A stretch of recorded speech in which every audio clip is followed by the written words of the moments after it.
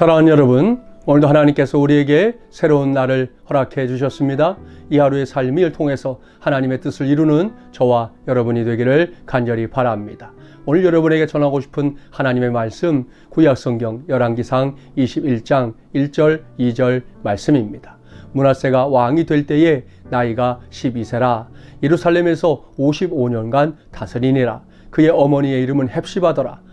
므낫세가 여호와 보시기에 악을 행하여 여호와께서 이스라엘 자손 앞에서 쫓아내신 이방 사람의 가증한 일을 따라서 라고 기록하고 있습니다. 이 말씀에 등장하는 므낫세 왕, 누구의 아들인지 아십니까? 므낫세는 히스기야 왕의 아들입니다.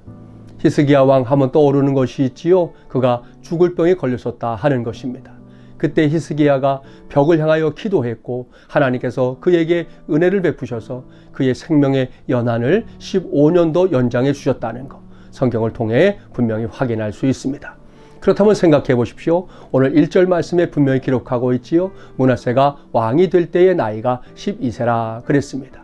그러니까 그의 아버지 히스기야 왕이 세상을 떠나고 나서 므낫세가 왕이 됐다는 건데요. 그때 나이가 12살. 그렇다면 생각해 보십시오. 히스기야가 처음에 병들어 죽게 되었을 때 그냥 죽었다고 하면 므낫세가 이 땅에 태어났을까요? 태어나지 못했을까요?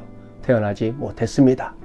그때 히스기야가 죽었다면 이 다윗 가문에서 왕의 후손이 끊어지는 정말 어마어마한 일이 일어나게 되는 거였는데요. 하나님께서 은혜를 베풀어 주셔서, 긍휼을 베풀어 주셔서 히스기야로 하여금 15년을 더 살게 했고 그로 인해 므낫세라는 아들이 태어나게 됐다는 것입니다. 이렇게 태어난 므낫세, 마땅히 하나님께 영광 돌리는 삶을 살았어야 했습니다. 그런데 오늘 말씀을 보니까 그렇지 못했습니다. 므낫세는 왕이 된 후에 무려 55년간 통치를 했는데요. 그의 행위에 대해서 성경이 뭐라고 말씀하고 있습니까? 므낫세가 여호와 보시기에 악을 행했다 기록하고 있습니다.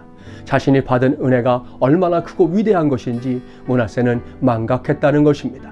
분명히 그의 아버지가 어려서부터 그에게 말해 주었지 않았겠습니까? 하나님께서 너를 특별하게 내게 허락하신 귀한 아들이다 라고 말입니다.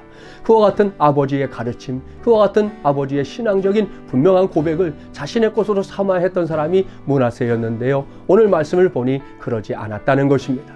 도리어 자신이 받은 은혜와는 상관없이 악한 삶을 살았고 하나님으로부터 크게 책망받는 사람이 되었으니 너무나도 안타까운 일입니다. 저와 여러분의 삶에도 마찬가지입니다. 은혜를 망각하면 우리도 하나님께 책망받는 인생이 될 수밖에 없다는 것이지요. 여러분, 오늘도 이 하루가 시작되었는데 이전에 받았던 은혜가 무엇인지 다시금 되새겨 보십시오. 그리고 오늘은 오늘의 은혜로 우리를 이끄실 하나님을 바라보기 바랍니다. 이와 같은 은혜의 삶이 이어질 때에만 저와 여러분의 삶은 하나님께 영광이 되고 하나님의 기쁨이 될 줄 믿습니다.